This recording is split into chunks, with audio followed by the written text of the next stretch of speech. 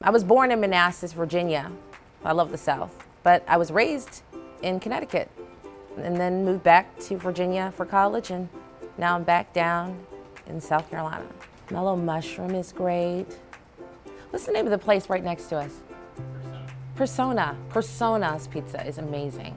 I eat there probably 3 times a week. The close proximity helps, and their food is really, really good. And everybody knows me, so that helps. My cousin is Jane Kennedy Overton. She was the first Black CBS sports broadcaster in the late 70s, early 80s. And so at family reunions, I would always look up to her and say, wow, it's gotta be so glamorous what she does. It's gotta be so great. What I didn't know is that it was hard for a Black woman back in the late 70s, early 80s to do what she did. So now when I see her at family reunions, it's always like, I can't believe that you are this iconic and that you are this unknown. But Jane Kennedy is what sparked my interest in wanting to be on TV. There are a lot of stories that have impacted me. I covered the DC sniper case. I covered the Michael Vick dog trial. I covered the Obama first time he ran inauguration. And it's the simple stories, I think, that affect me, that stick with me the most. Virginia Tech shooting was one of them. I stayed up there for 4 days to cover that story. I talked to multiple students, I talked to staff. There were different stations from Japan and Tokyo there. I got to meet a lot of different people that were affected by it, but to hear from the students and what they went through was something that I'll never forget. Just the tone and the mood and the feeling on that campus during the Virginia Tech shootings is something that I'll never forget, especially in the day and age that we live in now when we hear about it so much. We didn't hear about it so much then, and that really impacted me. If I was not in the news business, I'd probably be a dancer. I remember when I was little, I told my mom, somebody's laughing. I told my mom I wanted to be a ballet dancer.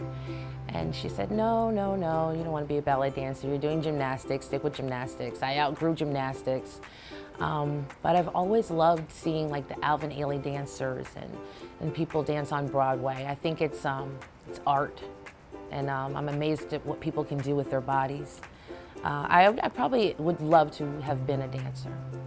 Oh gosh, just one? There's so many things to love about the Midlands. I love the weather in the Midlands. I love the people in the Midlands. I love the events, and I love to see how the Midlands is growing. I've been here almost 10 years now, and the Midlands has changed so much since I got here. So I love seeing its growth and its possibilities. Well, Prince and the Revolution. I loved Prince. I am a die-hard Prince fan. I will love Prince until the day that I die.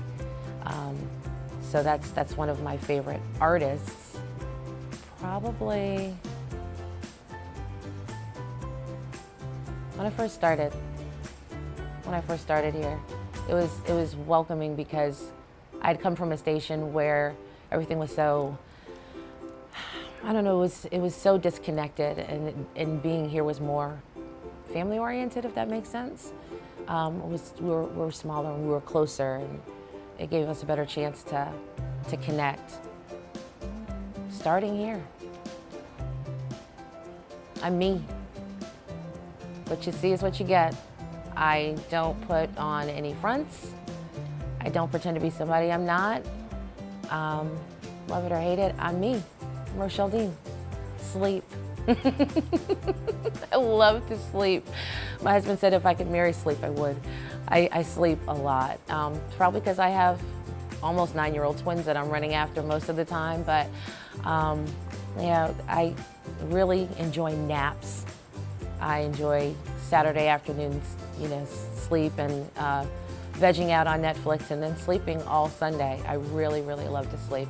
I do like to listen to outdoor music too. If there's an outdoor jazz concert, I'm there.